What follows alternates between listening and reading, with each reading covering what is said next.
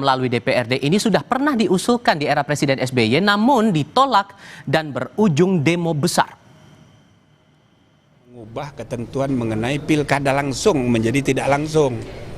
Ya kan? Sedangkan di pertimbangan hukum putusan MK terakhir itu kan bisa ditafsirkan MK mengidealkan bahwa pilkada itu ialah pemilu.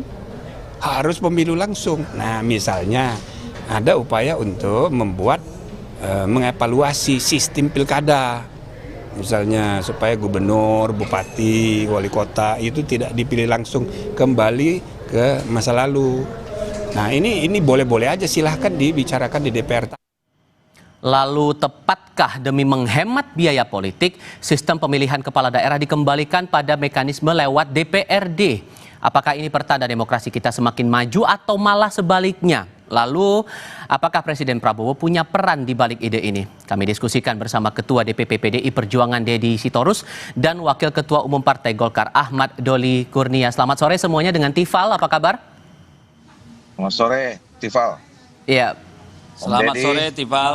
Bung Doli. Terima kasih semuanya sudah mau bergabung dalam diskusi kali ini. Bung Deddy, begini, idenya itu mengingat kuatnya politik uang, kemudian ada fragmentasi politik sehingga muncullah usulan kepala daerah dipilih lagi ke DPRD. Menurut Anda ini sebuah kemajuan atau kemunduran politik? Ya, ini yang disebut Ibu Mega, negara ini terlalu suka poco-poco. Maju satu langkah, mundur dua langkah. Jadi bagi saya ini adalah kemunduran peradaban demokrasi. Kenapa? Satu, pemilihan secara langsung itu terlepas dari putusan MK, tetapi kita sama-sama tahu bahwa itu adalah produk dari yang namanya reformasi sebagai koreksi terhadap sistem pemilihan kepala daerah melalui DPRD yang kita alami selama era Orde Baru. Ya, itu satu. Yang kedua, kalau alasannya adalah soal biaya yang besar, ada banyak cara untuk mengurangi atau mengefisiensikan biaya dalam proses pemilu kada. Kan begitu, misalnya dengan e-voting atau penggunaan sistem seperti yang di India misalnya yang penduduknya 1,5 miliar itu bisa pilkada tidak berbiaya mahal. Dan kalau alasannya adalah soal biaya, saya kira yang namanya legitimasi pemimpin suatu daerah, proses pemilu adalah hal yang logis mengeluarkan biaya. Dan biaya itu kan biaya publik kembali kepada masyarakat. Kan gitu nih. Lalu yang kedua, kalau soal politik uang tidak menjadi solusi. Karena apa? Saya bisa pastikan kalau dipilih oleh DPRD, politik uang itu juga akan gila-gilaan, tapi terkonsentrasi pada elit. Elit di DPRD, pimpinan partai di bawah hingga tingkat pusat. Nah, kalau ini bicara tentang buruknya sistem money politik dalam pemilu, maka mari kita lihat, itu adalah sebuah proses. Amerika pun dulu politik bansos, politik uang itu ada di awal-awal sistem pemilu. Tapi seiring dengan proses peradaban yang lebih baik, akhirnya itu menghilang. Dan Bang Deddy, kalau mau mengatasi money politik, tentu apa? Instrumen penegakan hukum, pengawasan yang harus diperkuat. Nah, bukan saya kasih kesempatan ke pemilihan Bang Doli. DPRD. Saya kasih kesempatan ke Bang Doli kalau begitu. Tidak beralasan karena masih ada mekanisme lain untuk bisa menekan politik uang itu. Jadi sesungguhnya Bang Doli, ini betul-betul murni dari ide teman-teman Golkar atau jangan-jangan ada Pak Prabowo juga yang mengidekan itu, mengingat saat HUT Golkar di Bogor waktu itu juga menyampaikan hal yang sama juga. Nah, ini kan sebetulnya belum ada keputusan apa-apa, ya. Malah saya senang ya bahwa sekarang ini terjadi dialektika di antara kita semua. Itu yang saya katakan kemarin. Ini kan sudah ada 3 ketua partai politik ya yang bicara tentang soal bagaimana kita mengevaluasi, kemudian mengkoreksi sistem kita, sistem politik kita, termasuk sistem kepemiluan kita yang ada di dalamnya itu baik pileg, pilpres maupun pilkada. Ya, yang kita rindukan selama ini harus dibuka sebetulnya pembahasan ini secara terbuka, terutama oleh pembuat undang-undang, DPR dan pemerintah. Gitu. Tapi oke lah. Dan sekarang kan menjadi sesuatu yang kita diskusikan secara baik. Nah, opsi-opsinya banyak. Ya, kalau misalnya tanya Golkar, kita belum memutuskan apakah kita kembali ke DPRD, ya. Cuman kita harus berangkat dulu. Saya kira apa tadi yang disampaikan oleh Bu Dedi itu kan ekses-ekses pelaksanaan demokrasi kita yang harus kita selalu inginkan untuk ditutupi, ya. Harus kita koreksi, harus kita selesaikan. Misalnya tadi soal biaya. Concern saya bukan soal biaya tentang pelaksanaannya, ya. Kalau penyelenggaraannya saya kira itu tanggung jawab kita semua, konsekuensi kita sebagai negara yang memilih sistem politiknya, sistem demokrasi.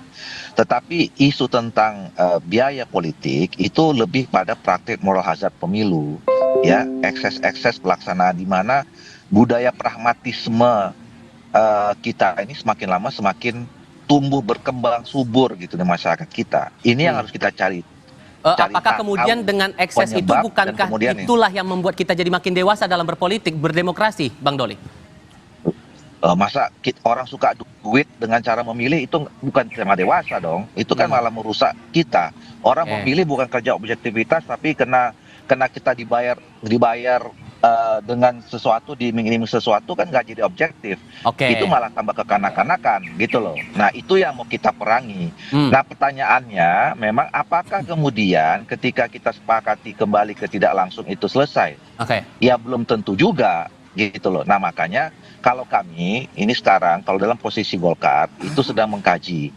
Makanya dalam kajian itu ada dua opsi. Pertama adalah pemilihan gubernur, atau gini, pertama adalah semuanya kembali ke DPRD.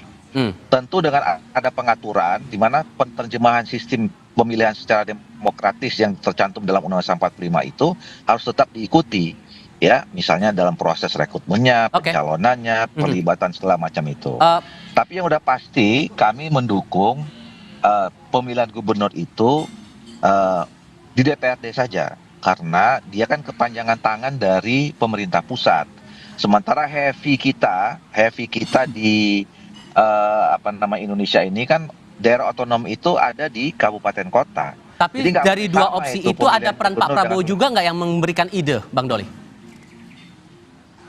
Kok kemudian kenapa ya ditarik di ini kan kita bicara tentang soal sikap masing-masing atau kajian dalam partai politik, ya.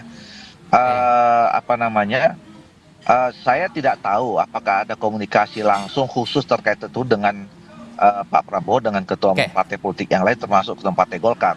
Tetapi kami di Golkar dalam setahun ini sudah bentuk tim melakukan kajian. Dan soal pilkada sekarang kita sudah punya dua opsi.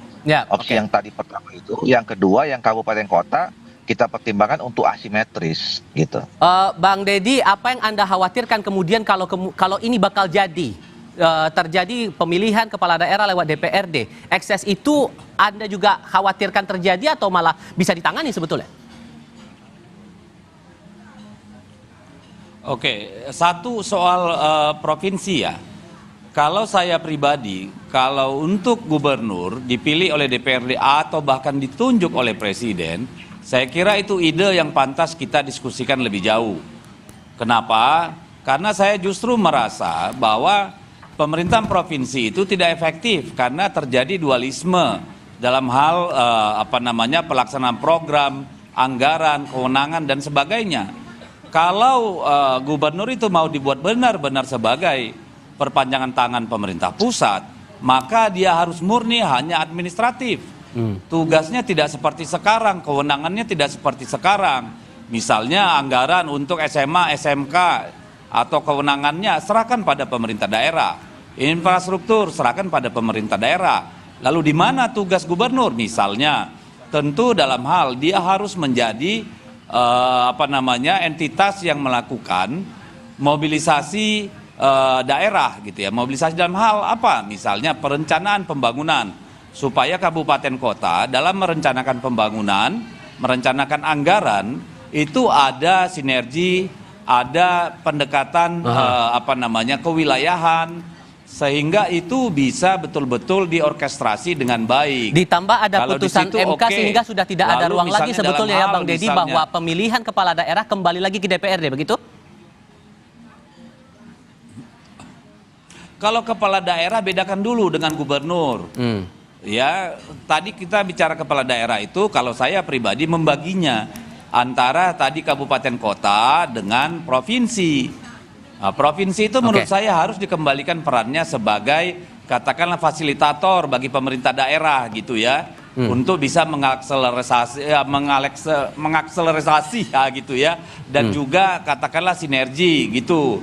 Nah itu saya tidak terlalu masalah kalau menurut saya mereka ditunjuk bahkan diangkat oleh DPRD. Tapi untuk kabupaten kota saya kira kalau ingin kita bangsa ini maju dalam peradaban demokrasi, kita harus tetap memberikan hak itu kepada rakyat. Gitu. Sehingga nanti di DPR karena mengingat PDI Perjuangan sendirian nih di luar pemerintahan, gimana cara nge-counter itu? Kalau menurut saya, jika dipaksakan oleh DPR dan pemerintah bahwa bupati wali kota dipilih oleh DPRD bukan oleh rakyat, maka mereka akan berhadapan dengan rakyat. Kita lihat bagaimana kemarin soal putusan MA dengan revisi undang-undang pilkada yang dilakukan oleh DPR dalam kurang dari 24 jam itu. Bagaimana perlawanan rakyat. Jadi kita di PD Perjuangan tidak takut kalau sendirian saja berbeda sikap. Karena kami percaya rakyat masih menginginkan pemilihan langsung untuk kepala daerah, kabupaten dan kota. Bang Doli, di koalisi sendiri gimana cara, apakah semuanya setuju anggota partai koalisi pemerintahan untuk mendorong ini bisa gol gitu? Itu yang seperti saya katakan tadi, sampai sekarang kita belum punya kesimpulan, ya, siapa yang akan kemudian, pilihan mana, konsep mana gitu. Itu kan dari masing-masing partai politik kan sedang melakukan kajian semua, gitu ya. Jadi kayak kami juga belum putuskan mau DPRD apa. Malah tadi saya katakan kami sudah punya 2 opsi ya, masih punya 2 opsi yang terus kemudian kami dalami. Jadi tapi menurut saya kira ini harus terus ya dibicarakan sehingga kita memang betul-betul bisa menangkap aspirasi yang sesungguhnya ya dari masyarakat kita seperti apa gitu. Bang Ahmad Doli Kurnia, kemudian Bang Deddy Sitorus, terima kasih sudah berdiskusi bersama kami. Selamat sore semuanya. Selamat sore. Selamat. Dan saudara, informasi lainnya di Kompas Petang akan kami sajikan selepas jeda. Di antaranya seorang warga negara Jepang tewas setelah mobilnya tertimpa muatan tanah truk tronton yang terguling di eksit tol Karawang Barat, Jawa Barat.